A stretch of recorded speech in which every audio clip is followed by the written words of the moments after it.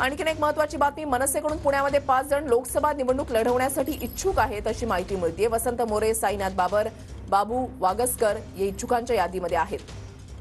प्रदीप कापसे आमचे प्रतिनिधी या संदर्भातली अधिक माहिती देतील। प्रदीप।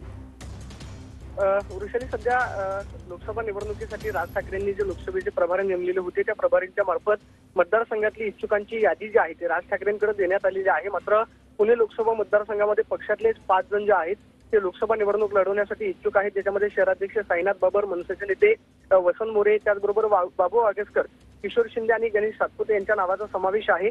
5 जणांच्या नावाची यादी जी आहे ती राज ठाकरेंकडे देण्यात आलेली आहे। आता या 5 जणांपैकी कोणत्या नेत्याला राज ठाकरेंकडून पुणे लोकसभेची निवडणूक लढवण्यासाठी संधी मिळते हे पाहणं महत्त्वाचं असताना मात्र शहराध्यक्ष साईनाथ बाबर आणि वसंत मोरे यांची नावं चर्चेमध्ये असतानाच 3 जण लोकसभा निवडणूक लढवण्यासाठी इच्छुक आहेत आणि ही इच्छुकांची यादी राज ठाकरेंना सुपूर्द करण्यात आलेली आहे।